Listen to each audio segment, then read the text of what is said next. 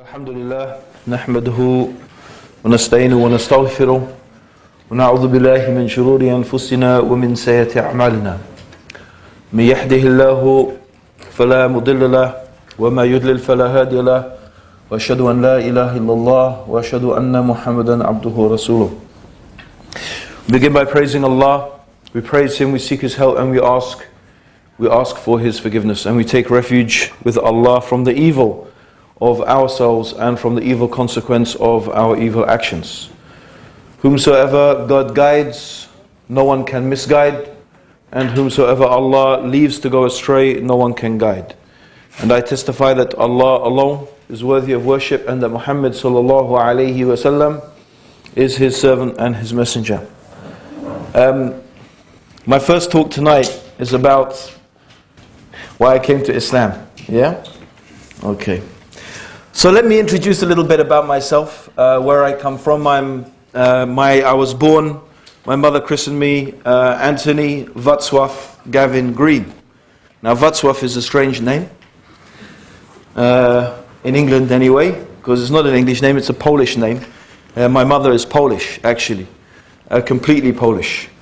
And when she was, I don't know, 2 or 3 years old, the Second World War broke out, and she had to leave Poland. And from Poland she emigrated to Iran, and from Iran to Kenya. And actually, my father was a colonial administrator. It was not long ago that Britain, of course, had one of the biggest empires the world has ever seen. They said, as they said, the sun never set on the British Empire. And now look at the British Empire. Yeah, all we have left, Hong Kong went back in 1999 or 1998. And now all we have is a few islands in the Atlantic where there's more sheep than people. The Falkland Islands. We had a big battle over that. Some sheep.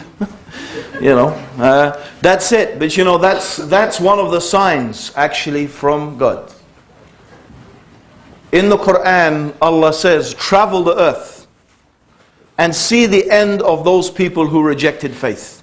See the end of people whose power and strength was actually greater than yours.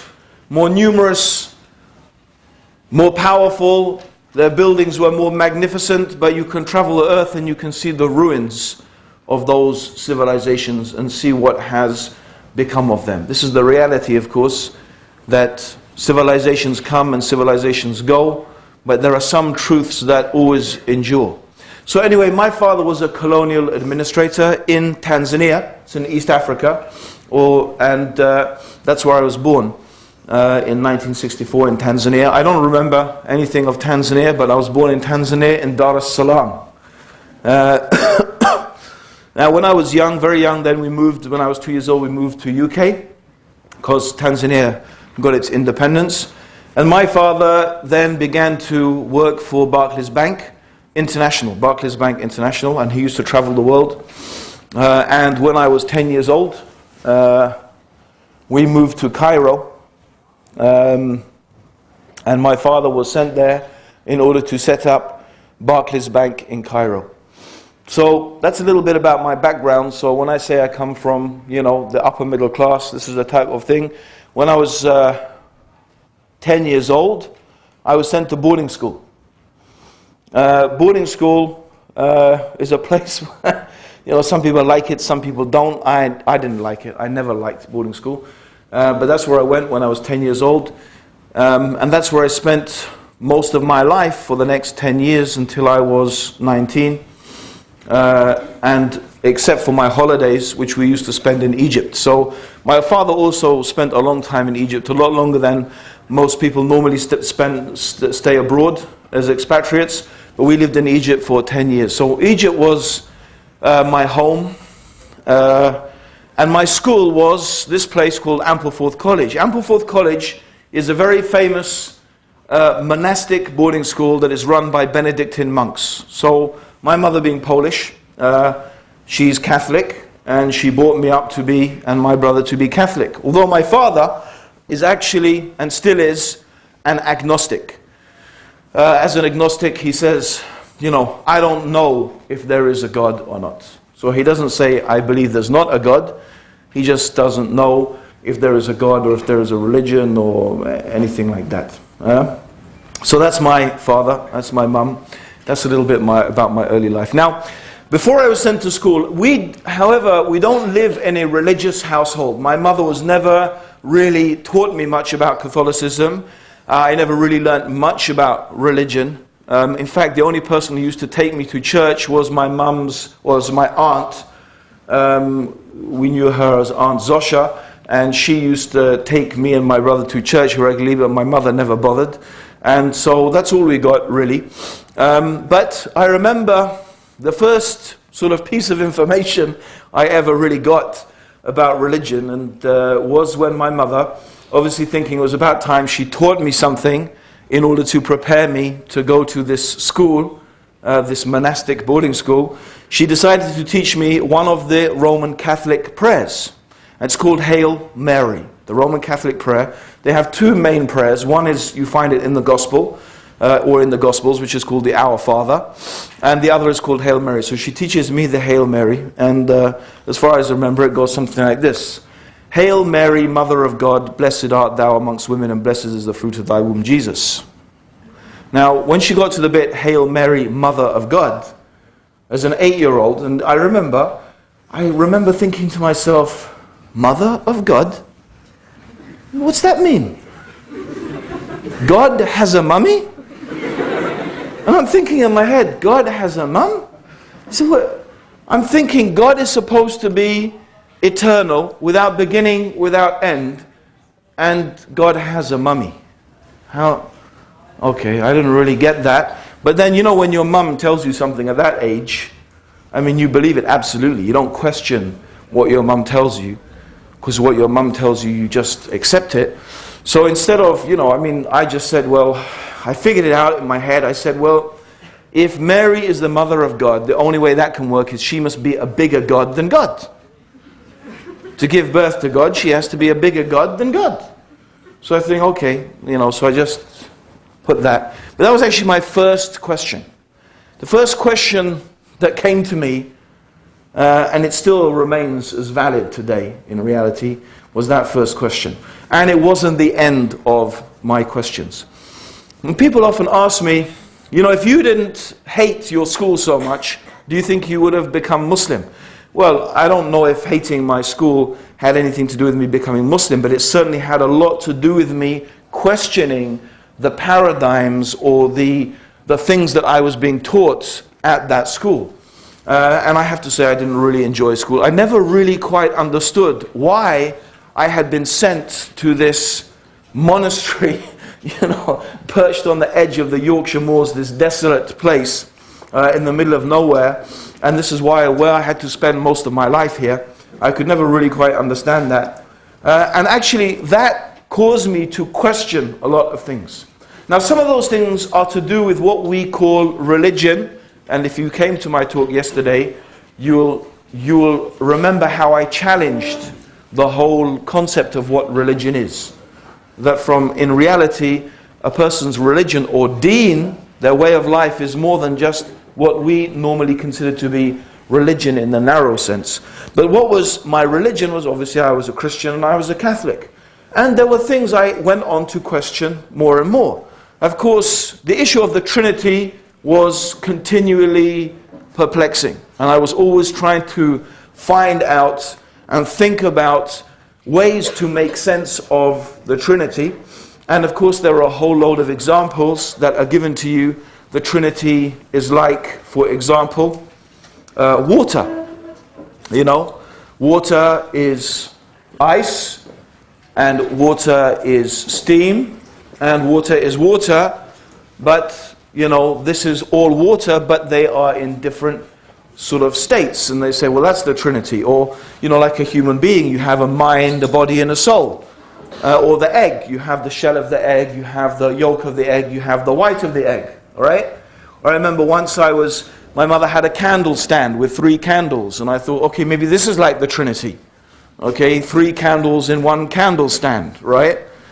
So I myself was always trying to find ways to make sense of the Trinity.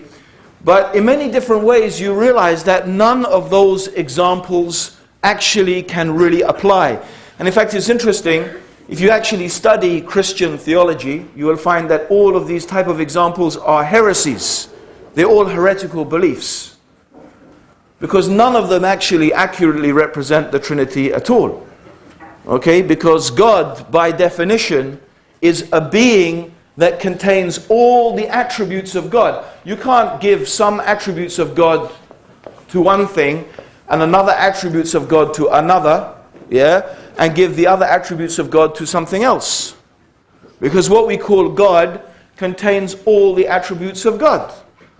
Right? So you can't have God the infinite, God the eternal, God the creator, and that's one God. And then you have God the loving, God the merciful, God the forgiving as another part of God. Because God has to contain all of those attributes. That's why the example of water doesn't work. Why? Because steam is hot and steam rises. And so the steam has different attributes from the ice, which is cold.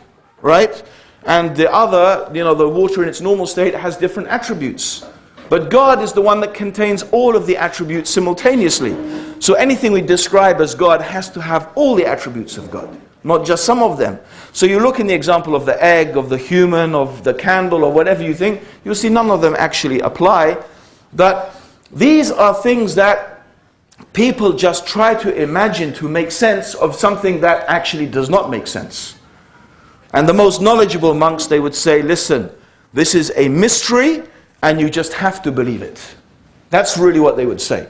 They said there is no logical explanation. This is a mystery and you just have to believe it. But really, I think, for most of us, just have to believe it just doesn't, as we say, it doesn't cut the mustard. It's not something we can really accept in a day and an age where we are constantly taught to question things and so on and so forth. Just believe it certainly didn't really go down well with me. And there were other things that are specific to the Catholic Church. For example, I could never really understand why I had to go and confess my sins to a priest. Right? And I think most of us at school couldn't understand that either. Because we lived with the monks. We lived with them every day. So we realized that these monks were just like us, human beings. They made mistakes. In fact, in reality, we realized that most of them had big problems. In fact, we reckon that a good number of them became monks because they just wanted to run away from the world. They didn't want to deal with things.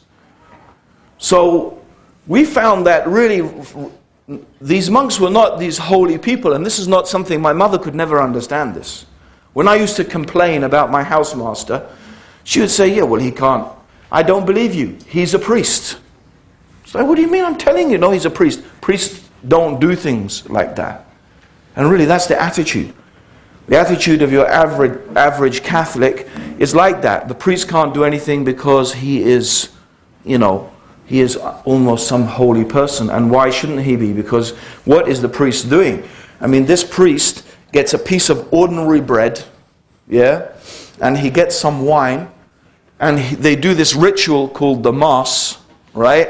And at the end of this ritual called the Mass, the bread is transformed into the body of Jesus, and the wine is transformed into the blood of Jesus. And by the way, not symbolically, when you eat the bread and drink the blood, you have to believe as a Catholic, or you had to in my days, that you are literally eating the literal flesh of Jesus and the literal blood and drinking literally his blood.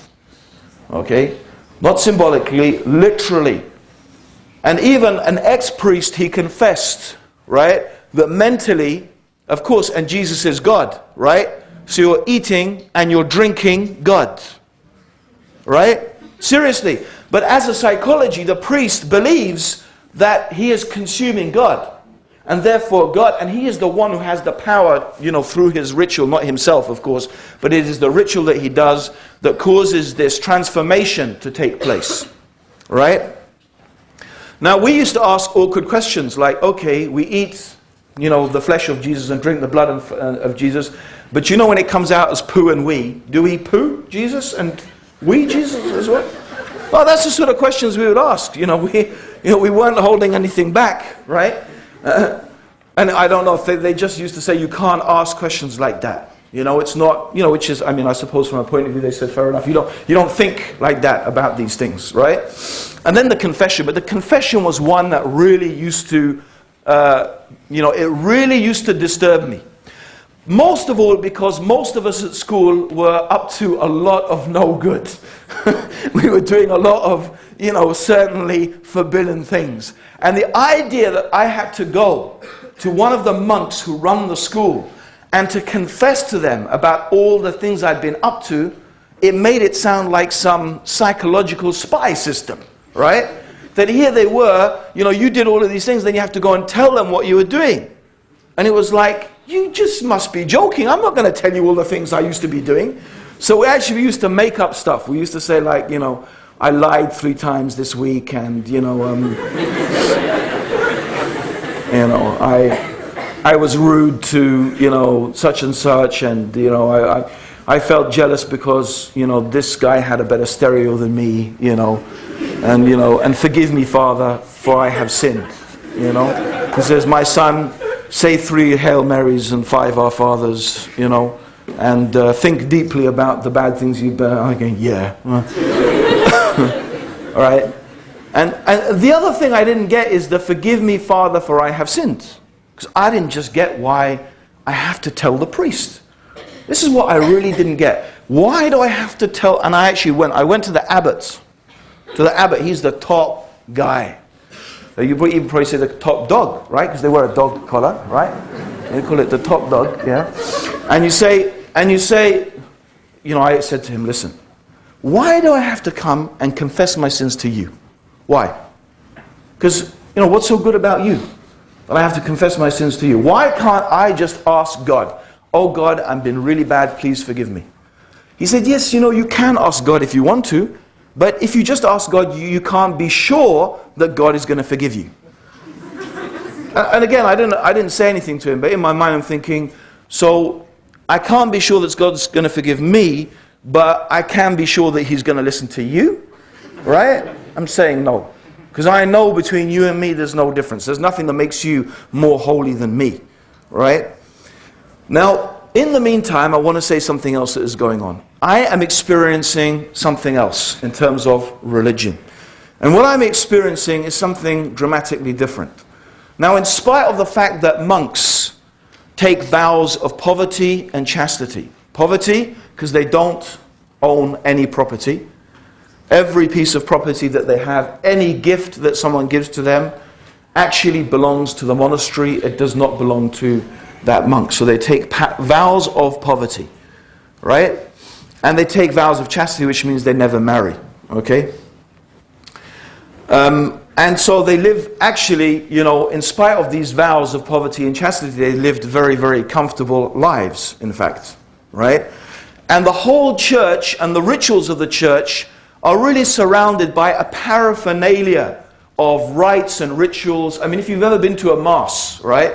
There's the singing, and there's the chanting, and there's the incense, and I used to be the altar boy. You have to hand the bread and the wine, and you have to cover, everything has a little, you have the chalice, and I can't remember what you had to cover it this, and you had to move it just in a certain way, and you had to turn the cup 1/3 of a degree. I remember explaining all of this stuff to a friend of mine, a Muslim friend of mine, and actually we were up in the forest in the night time. He said, I think we better go back to the car now because I'm scared. It sounds like some cannibalistic voodoo ritual, right?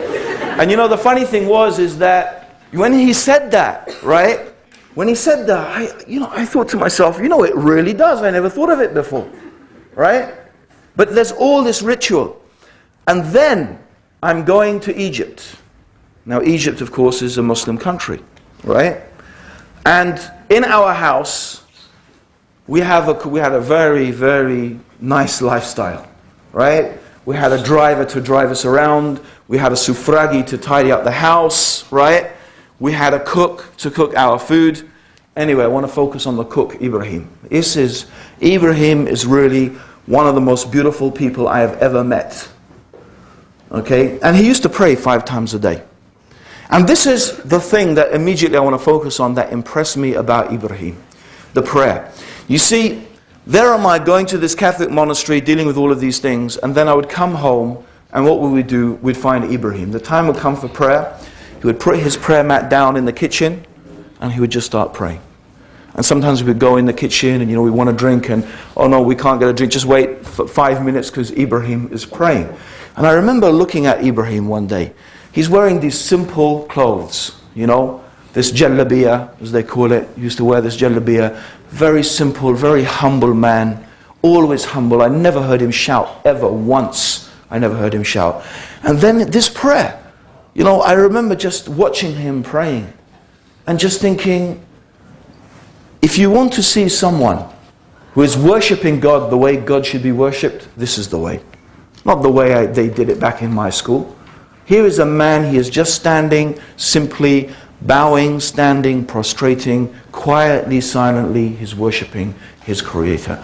And it had a very, very powerful impact on me, the comparison between this and that. And the comparison, by the way, was not only in religious terms.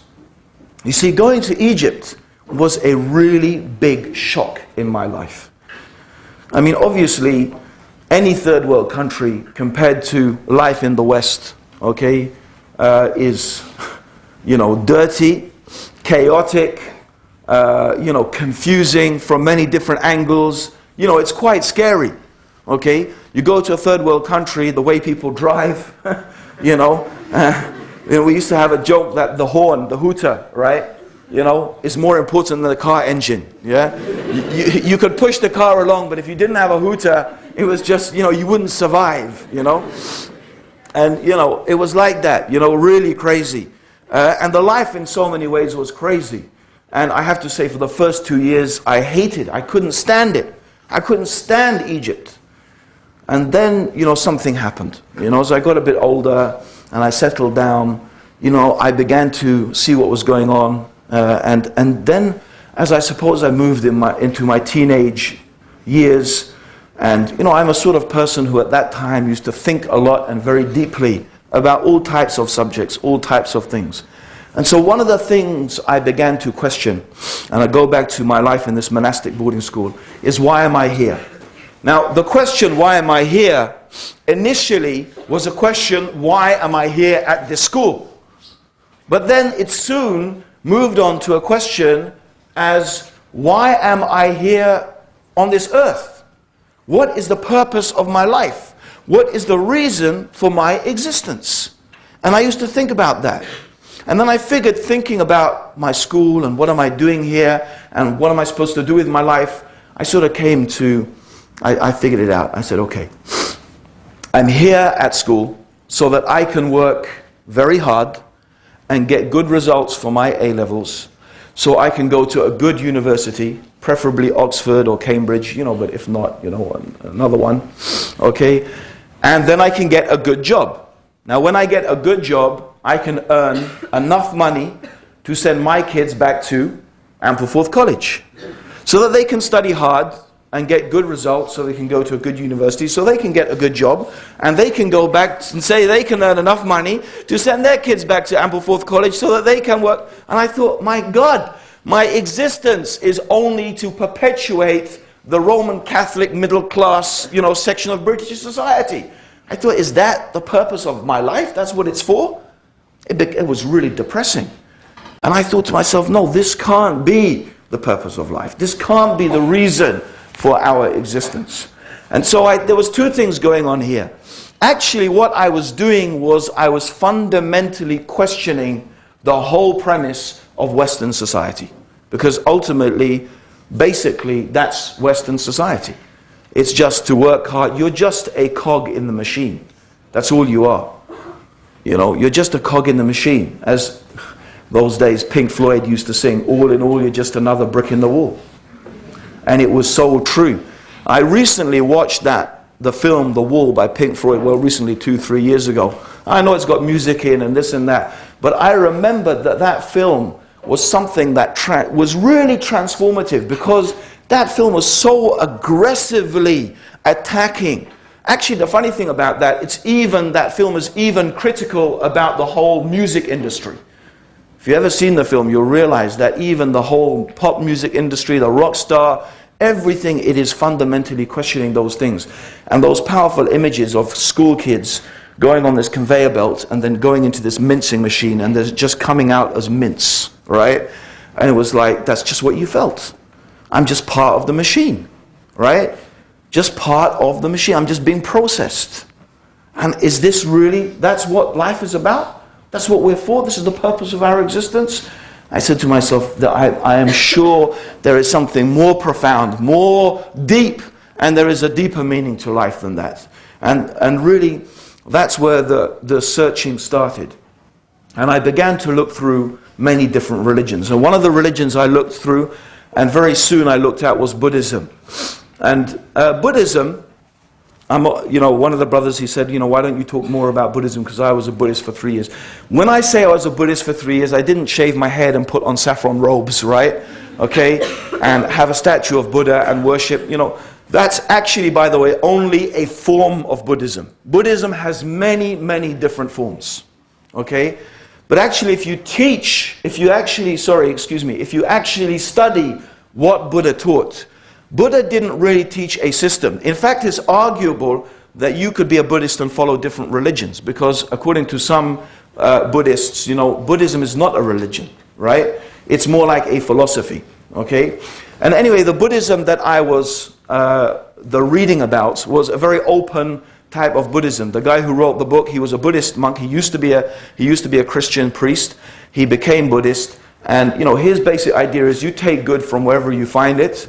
And it was also to do with yoga, so it was a form of Buddhism that was still really based around the practice of yoga. And basically he outlined the fundamental principles of the Eightfold Enlightened Path of Buddha. And basically Buddha's philosophy is that you should try to fill your life with goodness. Okay? So you are thinking good thoughts, you are looking at good things, you are hearing good things, you are doing good things, you are eating good things, so on and so forth. So the whole purpose is to be good and to be compassionate. Okay? But ultimately what one is seeking to achieve is a state of nirvana. Now nirvana does not mean paradise. And it doesn't mean enlightenment. Those words are not correct translations of nirvana. Nirvana actually means annihilation. It means annihilation. In this respect, it means annihilation of the self. Because according to Buddha, the cause of all suffering in the world is the self, is the ego. Right? All the problems that we have individually and collectively, according to his teachings, are a product of the self. Right? So if you annihilate yourself, if you destroy your ego totally, then this is the stage, or this is the type of enlightenment. Okay? Which actually makes Buddhists almost like empty. Well, it's an idea, by the way, that is very, very difficult to accept in the West, right? Because it seems that individualism or individuality there is no room for that at all, right? Any type of individuality or individualism, there's no room for it, right? There's no room for the enlightened one, no. There's nothing that marks him out. That's why it's very difficult to write any biography of, a Buddhist leader, because there's nothing to write about. Because their whole life is not about doing anything really. It's just about, because there's no individual or there's no self to focus on. That's why the Dalai Lama, he's a paradox. The fact that he's a personality, right, actually is paradoxical in Buddhist thought. Now, why did I give up Buddhism? Actually, I have to say, I'll be really honest, and I wouldn't be anything else, hopefully, that Buddhism, of all the religions I studied, all the philosophies I studied, was really the one that was most appealing. It was very appealing to me. And it still has many, many aspects to it that still, I would say, are definitely things that are true. Many aspects to it. But the problem with Buddhism, in my opinion, is that I believe that Buddha's fundamental premise was wrong. What was his fundamental premise? Life is suffering. That's his fundamental premise. He says life is suffering. And the way to escape the suffering of life, and the cause of suffering is the self, and so therefore the way to escape. Okay? But what if your premise is wrong? What if life is not suffering? And I'm sure most of us would agree that life is not suffering. Yes, there is suffering in life, right? But you couldn't say that life is suffering, because there is joy, there is love, there are so many very positive things that happen in life, and you couldn't describe those things. Well, you might describe some aspects, certainly love, you might describe some of that as suffering, there's no doubt about that, right? And I'll get onto that in a little bit as well, okay? But what I'm saying is there are many things in life that are really very joyful and very positive. And therefore to say life is suffering is wrong. And also I don't believe that the ego or the self is the cause. The self itself, the self itself is not the problem. In Islamic terminology, the nafs. Actually, even in the Quran, for example, you will find the nafs is always referred to from a negative point of view. Yeah? But actually, in reality, the nafs is essential. The nafs is essential. In its raw quality, the ego or the nafs is essential because it's the nafs that makes me drink water. It's my desire, the feeling that I have, I am thirsty, and that is the nafs. The nafs drives me to drink. The nafs drives me to eat. Right? The nafs drives me to anger. Anger is essential, by the way, in order to protect yourself. Right? Jealousy is essential within some context of the family and so on and so forth. Right? So the problem is not the nafs. No. The problem is not the nafs. The problem is when you go beyond the limits. Right? When your desire for food is transformed into gluttony. When your feeling of anger is not controlled and it goes beyond the bounds and it leads to excess. And so on and so forth. So the problem is not the nafs. So it is not right to annihilate yourself. You're not supposed to destroy totally your nafs. But actually what you need to do is control that. Now, I'm saying that in retrospect as a Muslim, because that's what I believe as a Muslim. What we have to do is we have to aim at controlling ourselves, right? It's actually controlling our desires, not annihilating them. Anyway, I hadn't figured that out at the stage when I'd come to Buddhism. I'm just jumping ahead a bit, okay? But the point is, I felt that there was something not right. This was not quite actually right. Okay, and another thing that happened, I suppose, and you know, you could say, well, maybe if you'd taken Buddhism a little bit further, you wouldn't have reached this conclusion. But after about 3 years of, you know, practicing various forms of Buddhism, I came across instant nirvana. It's called marijuana. Yeah. Marijuana, spliff, whatever they call it now these days, right?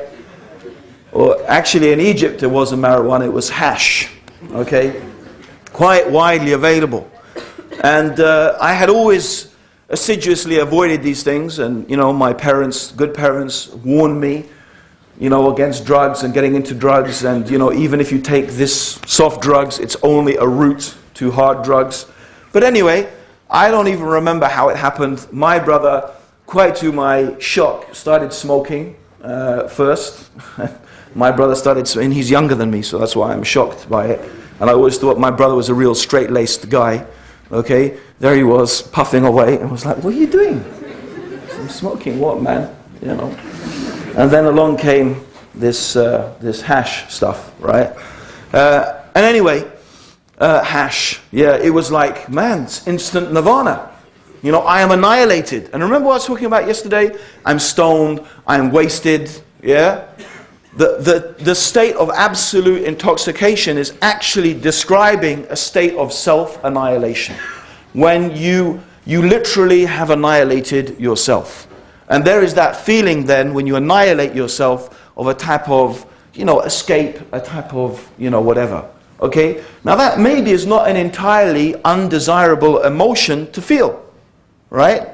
But drugs, you see, is, you know, they are a very, very dangerous mistress. Because in the beginning, when you start smoking and you start taking the drugs and you start doing those things, yes, in the beginning you feel very euphoric, and maybe even for a year, right? Or you know, you feel very euphoric and, you know, the drugs make you feel good, but you'll never really feel as good.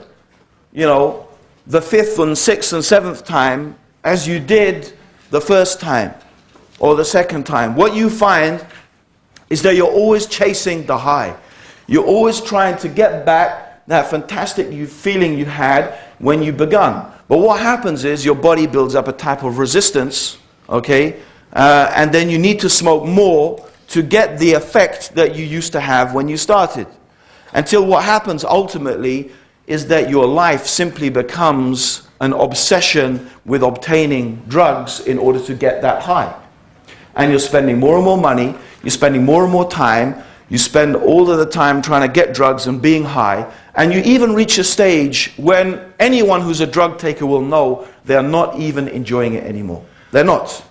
They don't actually get enjoyment from it. But what you are addicted to is the process.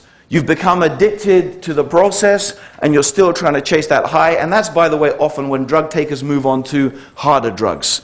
Because harder drugs offer them something of the experience that they had before. But actually, it is totally destructive. It destroys your body, it destroys your mind, it destroys you as a person, it destroys families, it destroys societies. But you don't think about that when you start taking it, right? You don't think about that when you begin.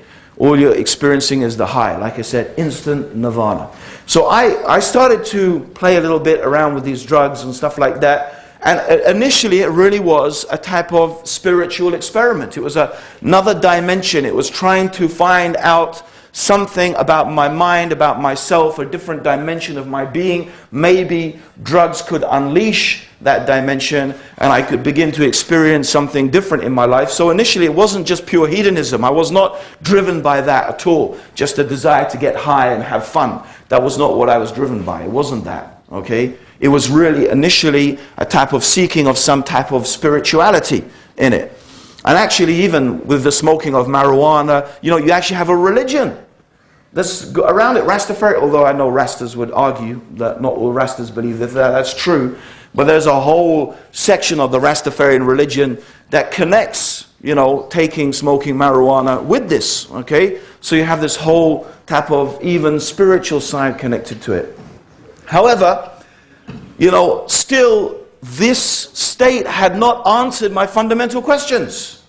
And this is the other thing with Buddhism. I still didn't really know, why am I here? What is the purpose of life? What is it all for? Drug taking had not answered those fundamental questions. I had experienced different states of being, but I still haven't understood why am I here and what it's all for. And so that question is still ticking away in the background.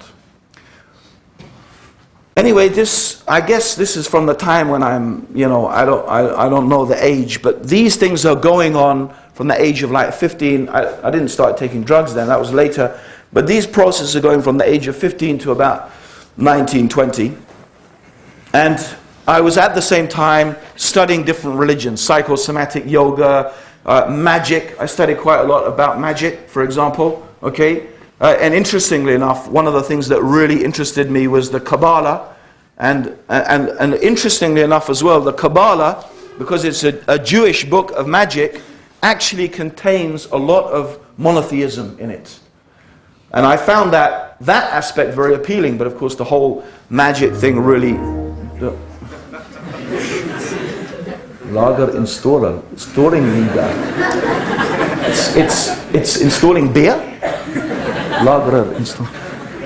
So I found, so I was looking through all of these different religions. Now what happened is that I reached a stage where what I had done is I had invented my own religion. So what did I do is I got bits and pieces of all the different, you know, bit of Christianity, bit of Buddhism, bit of psychosomatic yoga, bit of, you know, these new age philosophies, you know, I got them, bit of Rasta stuff, you know, and I mixed it boom chunka and stuff like that, right? Mommy mixed it all up in the big mix, man, right? I mean, made myself my own religion, yeah? So I got myself my own religion. I actually still somewhere have the book where I'd sort of started to detail its principles. And it was, I mean, you know, if I tell you, you'd probably love it. I could probably form a sect, actually. I could probably do it a cult. You know, it'd be quite easy. I mean, look a bit like Jesus, you know. So I could do the old... And it was, you know, it was really typical, right? It was like oneness, peace, love. That's what it was, right? Oneness, doesn't that sound nice? See? Oneness, peace, and love. So it's all about, peace and love and oneness and, chilling out, and we all love each other and this and that, and smoke some weed, and let's get down with it, and, okay? So that was my religion that I'd invented for myself. And this went on for a very short time, because I soon realized that this was the worst of all. I mean, of all the things I'd been through, my own religion was absolutely atrocious, right? And it still hadn't answered the questions. I still didn't have an answer to the question, why am I here? What's it all for? What's it all about? Still there, the question's unanswered. So I had not found the answer to this question. And then that's when I gave up. That's when I said, forget it. Forget religion. Forget all of this stuff. Maybe there is no answer. Maybe there is no answer. Maybe the reality is what I was taught from day one. Wealth equals happiness. Right? And maybe the reason I'm not happy is because I'm not rich enough. Maybe I don't have enough money. That's my problem. Right? Maybe the things I need and the things I want, I just can't access them with the money I've got at the moment. Now, I can tell you that at the time, the pocket money my dad used to give me was more than lots of people's wages, right? So I had a pretty, good life, right? I never had to steal anything to buy any ganja, right? I never had to do anything like that. I had a pretty, financially, I was pretty well off, right? Skiing in Saint Moritz, holidays in Club Méditerranée, c'est très joli, avec toutes les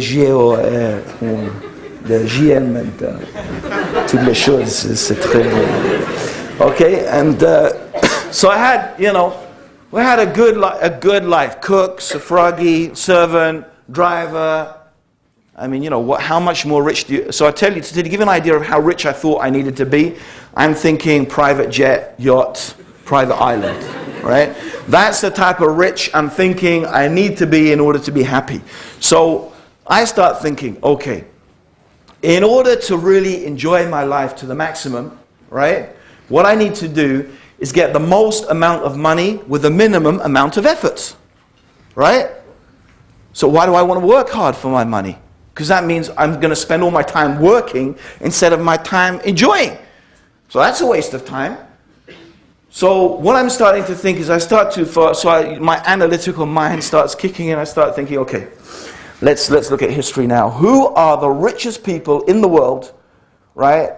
And who did the least amount of work in order to get their money, right? So I started thinking, right, let's start with England, good old England, British Empire, Industrial Revolution, fifth richest country in the world. Oh man, that's just way too much hard work. Industrial revolution, capitalism, industry, this and that, conquest and, empire. And forget that, man. Germany, oh my God, the Germans, they work hard. And the Japanese, all they do is work. Forget the Japanese, right? Americans, the American dream, what's the American dream? You're a self-made millionaire, but you have to rise from the gutter and you make it for yourself. And again, it's just hard work. And then it hit me. Oh my God. Those Saudi Arabians, they've been sitting on their camels, right? Allahu Akbar, right? Praying to Allah, right? And they got all that wealth and all that money and all that work, and they did nothing. I said, that's the one. Maximum money, minimum work. I like that. Right?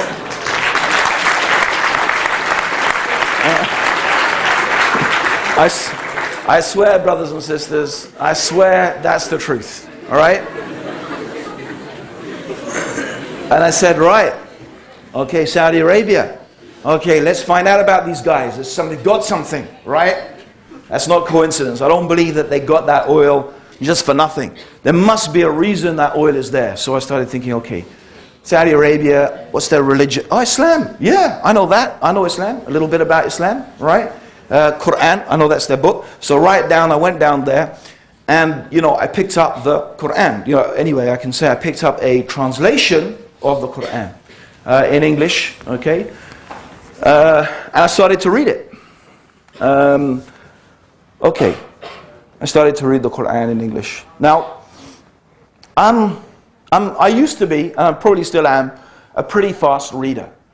I can read But the reason is because when we lived in Egypt, you know, the TV was so rubbish, right? It was so bad, right? In fact, the TV set, it had this thick dust on it, right? It didn't get turned on, it didn't get used, it just used to sit there because we never used to watch it. And as a family, what did we used to do? We did a lot of reading. A lot of reading. Just to give you an idea how fast I can read. There's a book called Roots. You heard of that book, Roots, Alex Haley? Someone's shaking his head. You know, old school brother there. Alhamdulillah. Roots is a big, thick book, you know, Harry Potter size, right? Okay? But it's a bit heavier than Harry Potter, you know. I read like 3/4 of Roots in half a night. Okay? Yeah, okay, I admit that I had just finished Carrie by Stephen King and I was so terrified I couldn't sleep, right? And I had to read through Roots just to take it out of my head. But I could still read that fast, right? Now the Quran, in terms of the actual words, it is about, you know, it depends how you count the words actually, but it's about 100,000 words long. Now that is not a lot. That's not a lot. 100,000 words is not a lot. It is about the size of a, you know, medium to small size novel these days, in terms of actual words, right? 2 weeks after picking the Quran up, I was still reading it and I still hadn't finished it. It was a book unlike I had ever read before. I mean, first of all, it doesn't have any structure that we're used to, right? It begins, you know, with Surah Al-Fatiha, and then it goes, you know, to talk about in Surah Al-Baqarah, it talks about the hypocrites and who are these people who they say they believe and then they don't believe, and then it goes to talk about Moses and, you know, the cow, and, you know, how the people said, you know, Moses said slaughter a cow, and they said which cow, and then it's like, then it goes on to something else, and then the table, you got the next surah, which is like full of, you know, there's no consistency. It's like, that's the first thing. It doesn't follow like what we're used to. You know, we like in the beginning, this happened, and then in the end, that happened, right? But there's no beginning and end, right? There's no beginning and end to the Quran, right? Because actually, you know, there's a reason there's no beginning and end. And so I'm reading through it, and I keep having to go, and, you know, because I really wanted to understand. It wasn't just about reading it. I really wanted to understand what the Quran was saying. What was this all about? And so I had to read and reread and go back, and I'd get so far and then go back and check something else that was from before.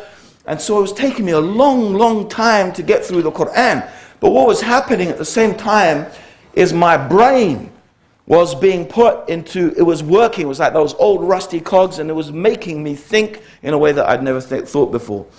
And I remember until this day, I remember very clearly that I was taking the train to work, and I worked in the city at the time as a life assurance salesman. So I was traveling from my home at the time, and I was traveling to work, and I was literally, I remember very distinctly this epiphany, you know, this moment where something hits you.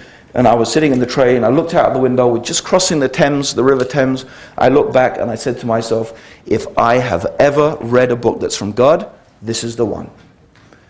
And I remember that day, that was the time when I thought, yes, this is the one. This is it. If I've ever got my hands on a book that is from God, it's this. I remember that night, I went back home and I was thinking, okay, you know, I need to start praying. The Quran talks about prayer, but actually the Quran doesn't really tell you how to pray. It just says to pray, it gives you a few details. And, you know, I used to remember, okay, how did Ibrahim pray? Yeah, I remember he used to stand and bow and prostrate, and I didn't remember how much he used to do, but it used to take about 5-10 minutes, you know. So I went there and I would just do these things, and the Quran describes about washing your hands and washing your arms and your face. So I used to wash before I prayed each time, every time, you know. And this went on like this. I would pray in the morning, I'd pray in the evening, you know. I wasn't even sure how many times I was supposed to pray, because again, it's not actually detailed clearly in the Quran. So I was doing these things, and this went on for a couple of weeks. And then it happened that I had to go to a part of London I was not used to. And, you know, it was one of those things. I came out of the underground station, and I was supposed to turn left. I didn't turn left. I just happened to turn right. And I walked along, and there was a bookshop. And in the bookshop were all these books in Arabic and English, and they were about Islam, and they were about, you know, so I thought, oh, that looks, I have to come and have a look at that. So I went off to do what I had to do, went back the other way. And I said, I came back, and I went in the, you know, I went in the bookshop. I want to tell you something. I looked pretty much the same then as I did now, right? Except I was a bit thinner, okay? I was quite a lot thinner, actually, okay? But I had long hair and I had a beard, because I was a bit of a hippie, remember? Okay? So I was still into this, this one love and this and that stuff, right? Okay. Okay, so there I was, but the difference was I was a hippie wearing a pinstripe suit. So I had my suit and, my tie and my briefcase, and there I was. And so I went inside this bookshop and was looking at all these books, and all these books about Islam and Muhammad, and, my eyes were going everywhere. Wow! Right? This looks fantastic. So I'm standing there and someone comes up to me and says, "Excuse me, are you a Muslim?" So I said, "What do you mean Muslim?" He said, "I don't know about that. I tell you what, I believe there is only one God, which is Allah, and I believe Muhammad is the messenger of Allah." He said, "You're a Muslim." I said, "Oh, thank you very much." and he said, "What, that's fantastic, you're a Muslim." I said, "Oh, great." So he says, "Why don't you come and pray?" So, he shows me how to make wudu, and, I'm making wudu, and then I go and stand and pray. I think it was actually Friday. It must have actually been Friday, because the mosque was full, right? The mosque was only full on Friday, right? Okay. So the mosque was full, and there I was praying. I didn't know what everyone was doing. I was like, okay, let's get this right, I got the basic idea, but it was not like what, I didn't know the order of stuff, right? So, but I do remember, anyway, after the prayer, I think I took Shahadah with the Imam. I don't really remember. It was all a bit of a blur, to tell you the truth. And I went downstairs afterwards, and, it was fantastic. Every Muslim brother wanted to teach me the entirety of Islam in 5 minutes, right? And they would give me, they're saying, "Brother," they literally gave me bits of, they were writing the prayer out for me, right? And saying, here's this, here's this. And they gave me, I had all these bits of paper with me about how to pray and this and that. But I do remember that everyone was just absolutely fantastic. They were so nice. I have to say, it was more or less an Arab mosque. And the Arabs, mashallah, they tend to be very welcoming like that, okay? And really, they treated me really fantastic. And I remember coming out of that feeling like I'd got this shower from the inside. I was feeling really good, really fantastic. And I said, "Man, I'm feeling high, man. Forget this marijuana stuff, man. This is woo! This is good, right?" Anyway, 2 weeks, I'm going back and forth. I'm running to the mosque. I'm really trying to get to that mosque as much as possible. It's the only mosque I knew about.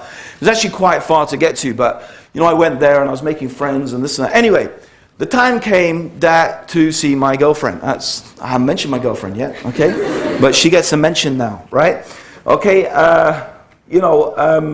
what can we say? She was studying in a university that was quite far away from London. And I used to go and visit her quite regularly. And, I was working in the city in London, so it was about time I was going to go and visit. So what I did, went on the train, went up to Bristol, down to Bristol actually. Went to, met her at the train station, went to the house, and, went into the bathroom, right? Okay, made wudu, she didn't see that, and I just sort of thought, okay, started praying, right? So my girlfriend's sitting on the bed, right, and I'm finishing my prayers, and I turn around, she says, "What are you doing?" I said, "Oh yeah, I became Muslim." "You what?"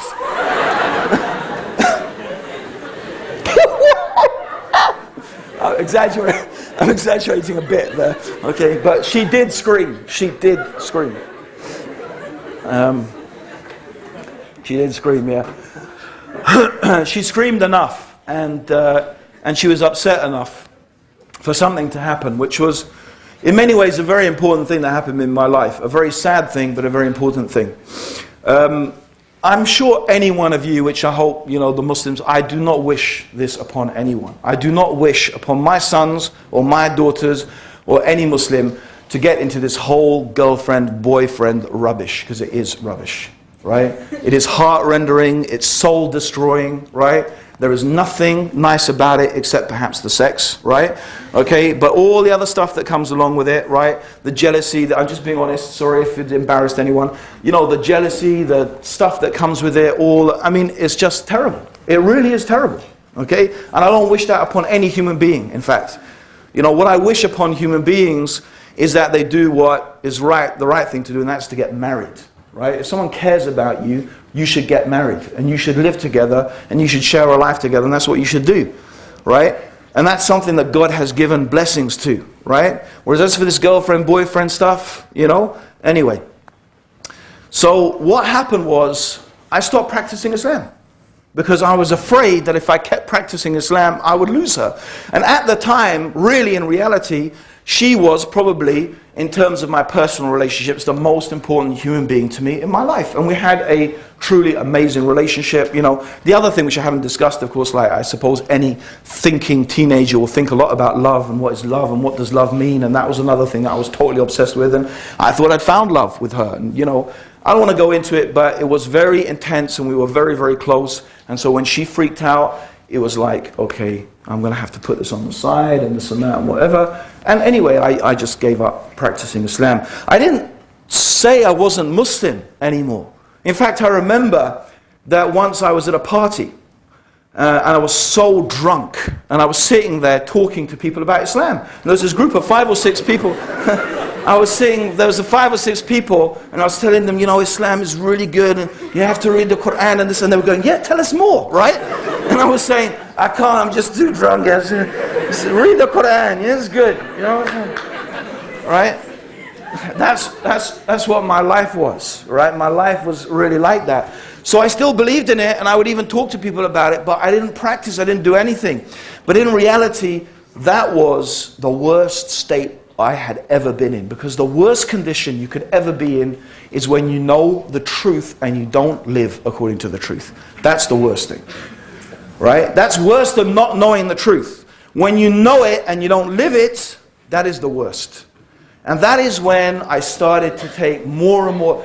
Actually, this is the time when I really almost became a junkie, because the reality was that I really literally knew every morning I'd wake up, I'd say, I have to pray. I have to pray. But then I was running away from that, right? And what also happened was things began almost from that time to deteriorate between me and my girlfriend. Things got worse and worse and worse, okay? So I'm taking more and more stuff and I'm trying to live in this cloud, because that's what I'm creating for myself, a bubble. I don't want to face reality. My relationship with my girlfriend is getting bad. Anyway, this goes on for 2 years. 2 years, right?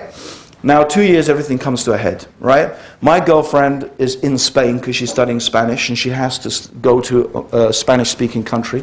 And I know there's something going on between her and some other guy. I know it, but I'm not ready to face it. I don't want to face up to that. You know, I'm just hiding away from it. And I know something's going on. Anyway, my life is a mess. My parents retired in Portugal. They left Egypt, they went to Portugal, they retired there. They're not Portuguese, but they went to retire there. So I thought, forget this, I'm going to Portugal. I'm going to stay with my parents. I'm going to get away from this, you know, all this confusion in my life. And there I am. And my girlfriend is supposed to join me. And 2 weeks pass and I've heard nothing. Not a phone call, nothing. Right? I don't wish this upon anybody. It was terrible. Right? And what am I doing? I'm working in the garden. Right? Doing some stuff for my mum. 2 weeks have passed. I don't hear.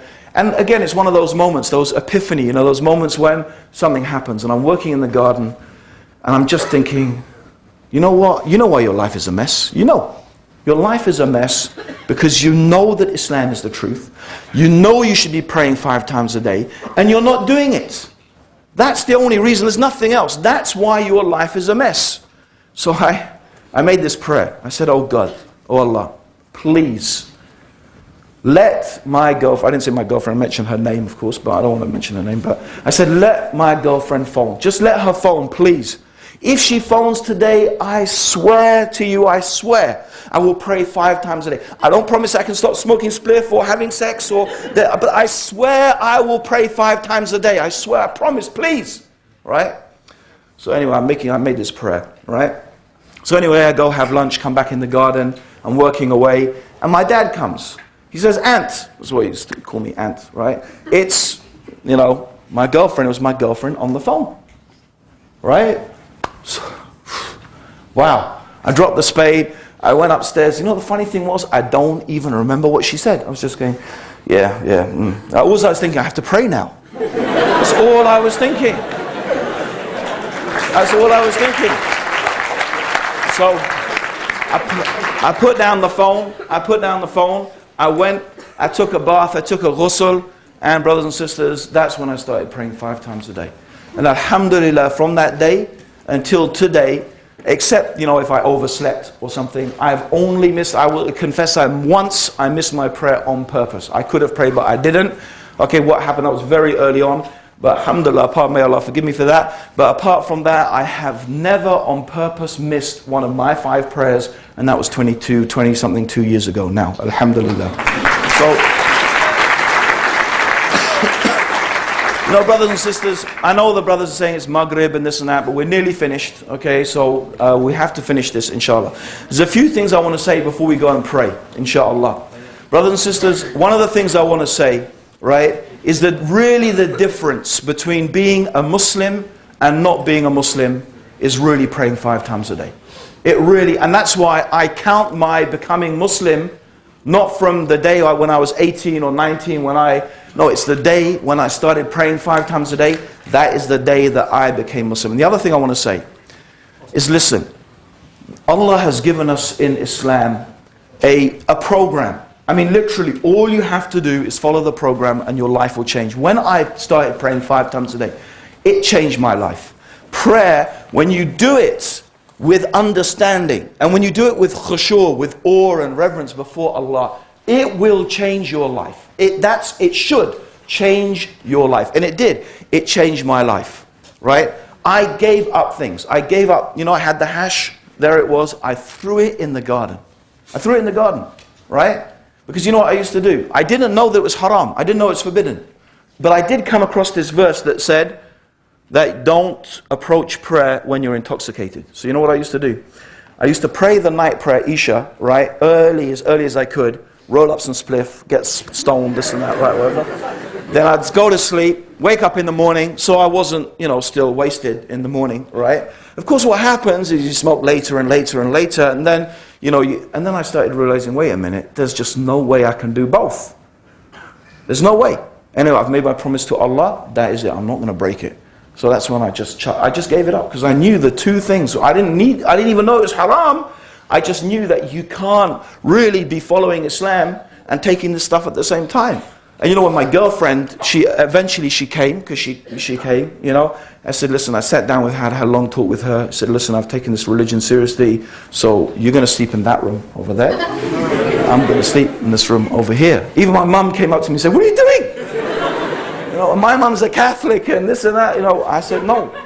That's it. I said, the only way is you marry me. That's it. We get married. I'm not going to marry you unless you become Muslim and you're serious about it. You're not just doing it to marry me. Right? So, anyway, brothers and sisters, a lot more I could say, alhamdulillah, about where my journey went from there. Okay, and there's more things I could add about, the question, what did my parents say about all of this? Okay, that's another story. Okay? But inshallah, brothers and sisters, that's a little bit about my journey to Islam. And I just want to finally say, brothers and sisters, I truly have to say that I don't know what I did to deserve to be Muslim. I don't know. Islam is such a blessing. How do I feel? How could you feel if you were dead and then you were after that alive? How would you feel if you were walking in entire darkness and then suddenly the lights were switched on and you could see everything around you? This is the difference between being a Muslim and being outside of Islam. Being guided by the guidance of God and being outside of that guidance. And all praise is due to Allah, alhamdulillah, who guided me to this beautiful religion of Islam. Jazakallah khair. Assalamu alaikum.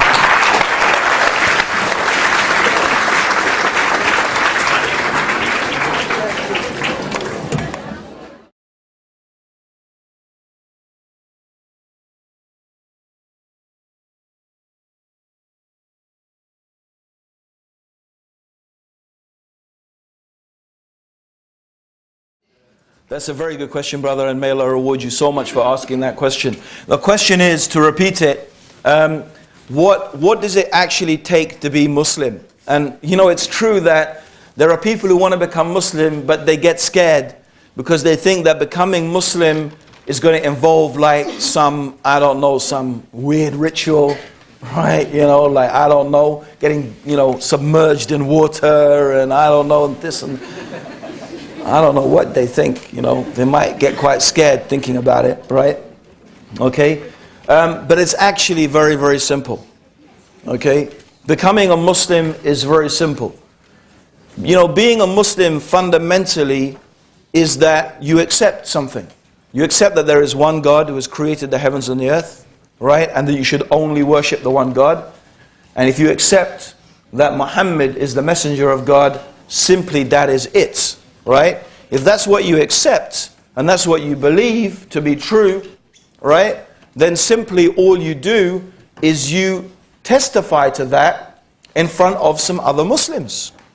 And you do that simply by repeating in front of some other Muslims, some witnesses, Ashhadu an la ilaha illallah wa ashhadu anna Muhammadan Rasulullah. So the most difficult bit is trying to say the Arabic, right?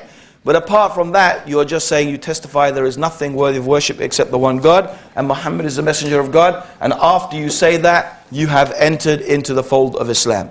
Of course, once you have taken the Shahadah, you've taken the testimony of faith, right? Then it is recommended that you wash yourself, you put on some clean clothes, and certainly you need to start learning, okay, to pray 5 times a day. Of course, you can't just pray automatically like that and learn everything. It takes time, but you start to try praying 5 times a day, and that's really it. That's all that it takes. And as you find out and as you learn, as you go along, you do your best to practice what you can, you know, as much as you can, as much as Allah subhanahu wa ta'ala permits you to do. So it's really that simple. You don't think I have to know all of these things and do all of these things. You don't. You just need to follow the steps. So, alhamdulillah. Does that answer the question, brother? Did I leave something else? I think that is basically really what it is. Very, very simple. And of course, if anyone does feel like becoming Muslim, alhamdulillah, tonight that will be fantastic as well. Inshallah, don't feel shy. You know, you never know how long your life is going to be, you know, so don't delay.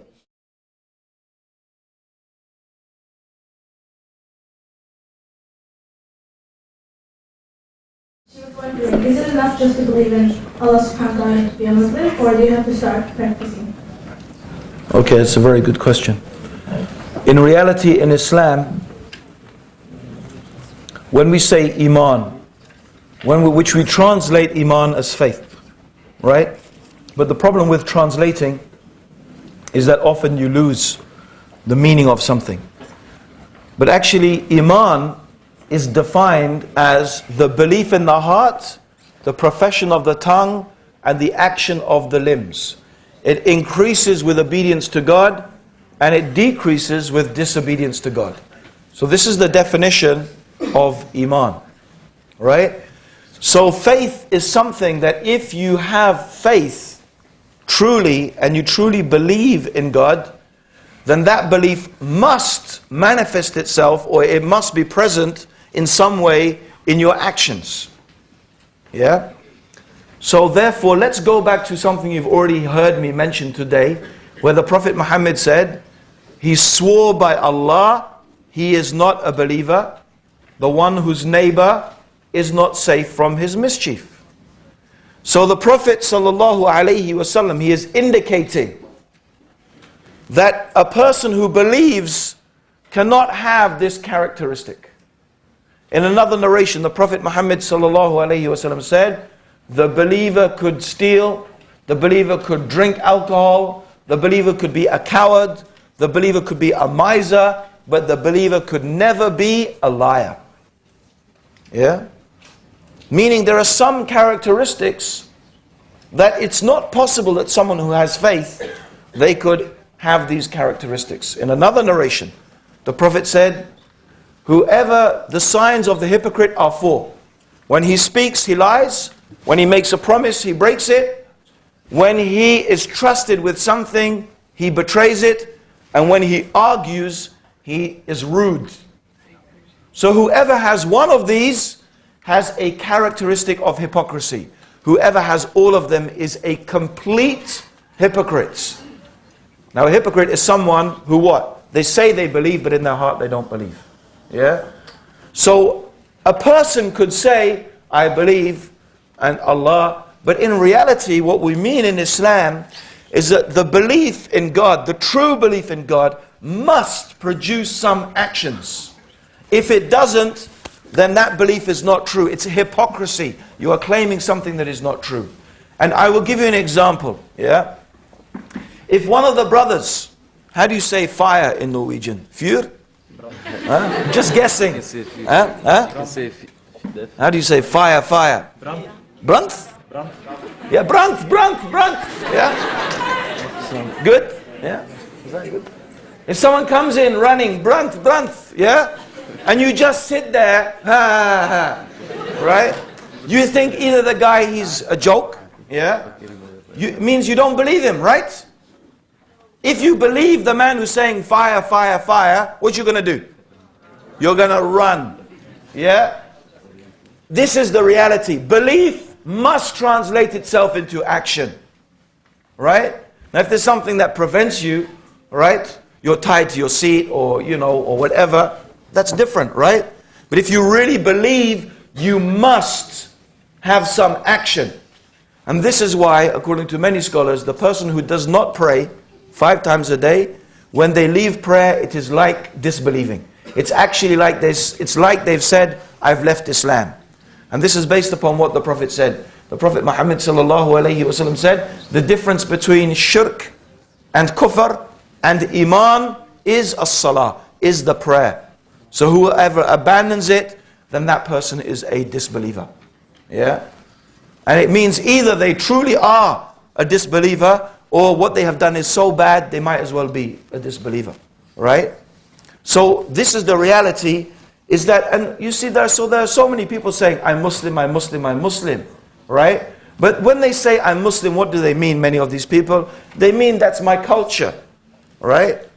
They say I'm Muslim like they might say I'm Pakistani or Somali or Bengali, or they like eat a certain type of food or whatever. That's all it means to them. SubhanAllah, I remember this is, you're gonna, you know, you probably won't laugh now that I said you're gonna laugh, right? But you'll laugh at this, right? Okay, I remember watching, you probably won't laugh, but anyway, you're laughing now.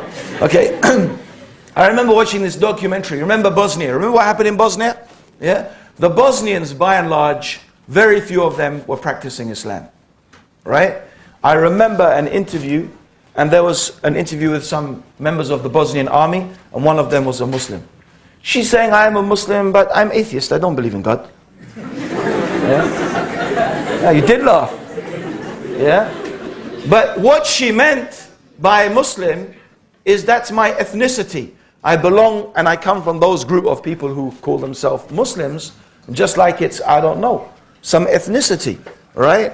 And of course there are Muslims who are dealing in drugs and who are doing many bad things, okay? And they call themselves Muslims. Some of them may even have beards or even wear hijab sometimes, right?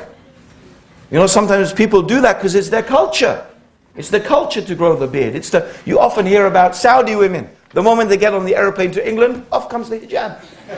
The niqab and everything, off it comes. And if you ask them, they just say, well, this is our Saudi dress. They probably don't even know about what Islam teaches about hijab. They're just their culture, you see. So yes, there are many Muslims, they use this name Muslim. They may even say, yeah, I'm proud to be Muslim and this and that. But really for them, it's not to do with faith. It's not to do with belief. It's really a cultural thing. Yeah, so I hope that answers that question.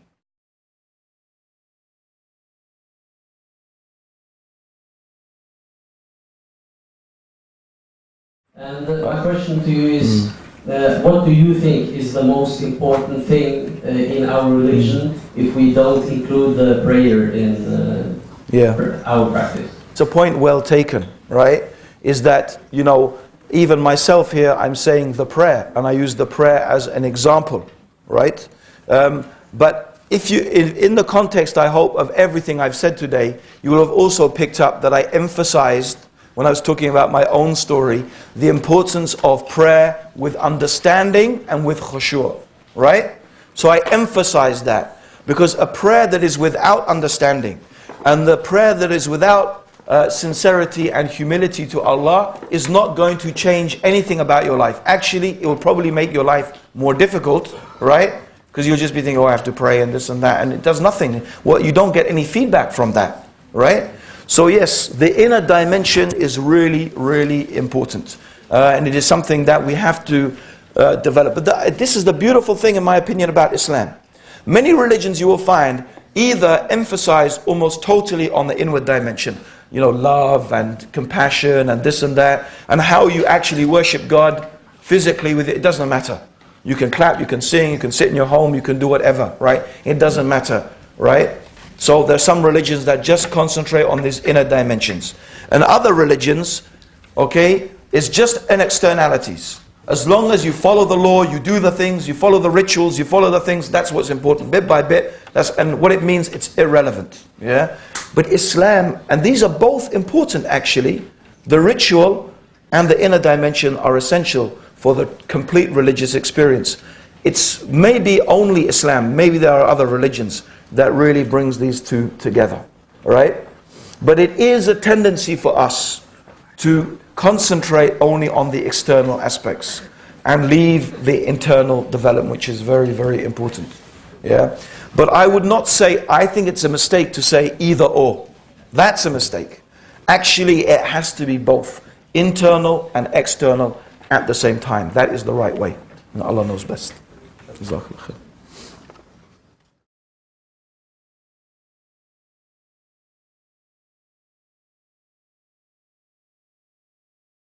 Assalamu alaikum. Wa alaikum assalam. I have a question, and my story is like similar to yours. My mother is a Christian, and my father is atheist. And before Islam, I had so good contact with them. But when I came to Islam, they are so much against me. They don't want to have contact with me. They don't want me to live with them. And in Islam, it's forbidden to live alone.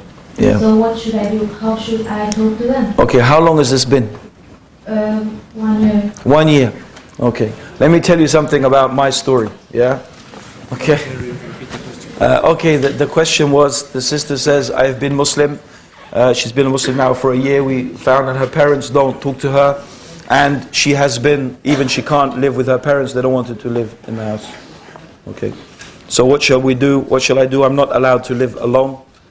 No, you can, sister. First of all, you are allowed to live alone. It's no problem. You can do that. Alhamdulillah. It's not haram. Okay? But let me tell you about what happened to me. Right? When I became Muslim. Right? When you go back to my story, remember my girlfriend, she came over and my mum said, why are you staying here and this and that? Right? Okay. So from there, if we pick it up, right? So I now beginning to, I'm talking to, I feel so good about, subhanAllah, praying and following Islam. You know what I think? All I need to do is explain this to my parents and they will accept it. Because who could not want to follow this beautiful way of life? Right? But anyway, my parents didn't take it very well, when I started explaining to them and I'm not eating, I only eat halal food now. Maybe I'm going to take over the house, maybe. I don't know. Okay, so I say I can only eat halal food, and this and that. And so many things. I can't drink alcohol, and I don't go to the parties. And you used to be such a good dancer, they say to me, it's such a shame. So all of these things. So my mum, she comes to me. She says to me, Aunt, if you want to be religious, why don't you go and live in a monastery? Why don't you go live in a monastery? I said, this is not Islam. You see, in Islam, we live in the world. We work, we live in the world, we do jobs, and we still try to worship God. We don't believe that in our religion, you run away and live in a mountain or this and that. So it's not Islam. Right? She said, anyway, I've come here to tell you that since you hate us so much, and since you hate everything about us so much, we have instructed the solicitors to take you out of the will. Yeah, meaning you will not inherit anything from us anymore. Okay? So it's like, thanks, Mum. Yeah, I didn't say that, that's what I'm thinking. Okay. So, that was what they said to me. I actually, alhamdulillah, didn't care. I said, so Allah, He's going to look after me. That's more important. Even my dad reached a stage, he said the same thing. You better leave. You better go back to London because really, we've had enough of you and you need to go back to London and this and that. Okay? So, things were not very good between my parents for a while. And then something changed. Right? It wasn't getting married, actually. Okay, because actually after I got married, then something happened between me and my mum which was even worse. She said something to insult the Prophet ﷺ, and I just went crazy. Okay, to tell you the truth, I just went crazy. I smashed some things and this. I couldn't even talk to her. I was so angry, right? And this was just the day before I was leaving. I was staying with them. And after that, my mum didn't talk to me for about a year. But you know what changed all of this? Yeah? When the first baby came. Yeah? Okay? Abdullah, he's not here. Okay, he'd be so embarrassed. Okay? But because he's 18 now, drives a car and stuff like that. You know, but when the first baby came, believe me, it changed everything. You know, because it puts it all into perspective. This is the grandchild. You know, I would really have to say that if you get married, sister, and you have kids and still your parents are not talking to you, then probably your parents are not the sort of people that really are worth having contact with, right? Because they must have hearts made of stone, right? I mean, it must be literally. Or maybe they're Vikings or something, I don't know. Tough people. No, I'm just joking about the Vikings. No, but I mean, seriously, sister, they must, you know, I really think that, you know, I've said this to so many people, and in fact, I know many other sisters, brothers in Islam who exactly the same story. One of my good friends, the same thing. His wife was a convert to Islam. Her mother totally stopped talking to her, had nothing to do with her. Then the first baby came, and that's it, everything changed. And so it's a story that you find quite often, you know, it repeats itself. My relationship with my parents now is better than it has ever been in my life. Okay? You see, because what I have tried to do is both explain to my parents and show them through example the way that Islam teaches me to behave towards my parents, right?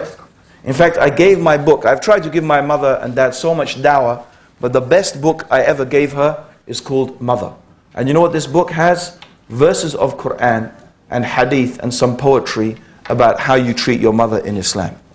You know? And you know, subhanAllah, it mentions how the Prophet, so when someone came to the Prophet, he said, who has the most right to my kindness? Your mother. And then after that, your mother. Then after that, your mother. And then after that, then your father. In fact, the Prophet ﷺ said, he said that you can never pay your mother back. There is nothing you can do to pay your mother back. Your father, if you found your father a slave and you bought his freedom, you pay him back. Your mother, you can never pay him back. And it mentions the story, as you probably know, of Omar, when he was the caliph, and a man came and he had carried his mother on his back through the whole of the Hajj. And he said to Omar, "Oh Omar, did I pay my mother back now?"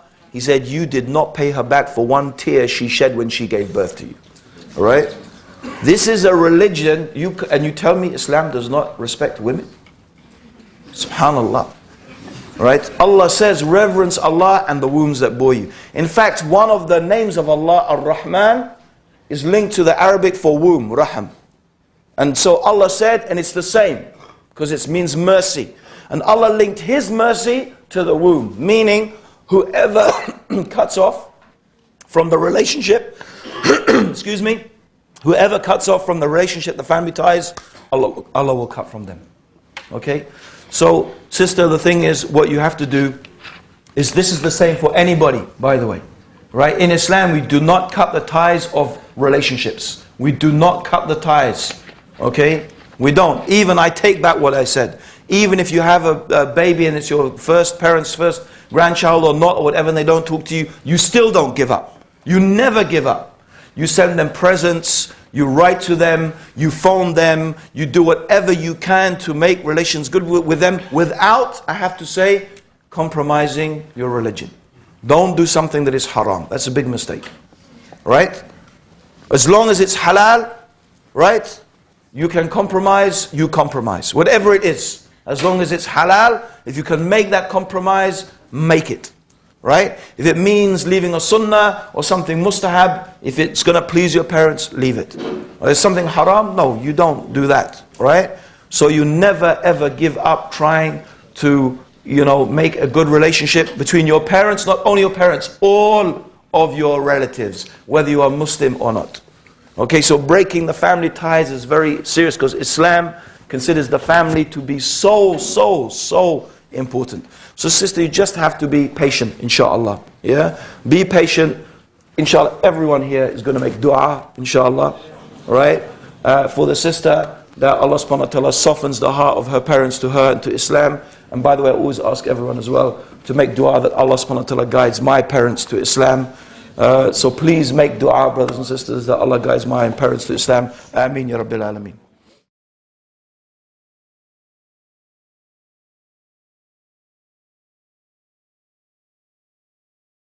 Okay, if you are a Muslim girl, you pray 5 times a day, fast and so on. Are you then a bad Muslim if you don't wear the headscarf, hijab? How important is the headscarf? Okay, that's a big question. Okay, you know, sometimes a question like this is very difficult to answer. You know, because everyone has different circumstances, everyone has different, you know, conditions.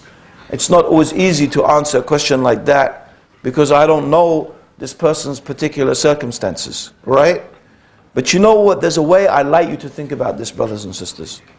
You know, don't just think about how bad is the sin. Yeah? How bad is it that I don't wear hijab? No. Think about how great is the one who you are disobeying. That's what you need to think about. Don't think about how bad is the sin.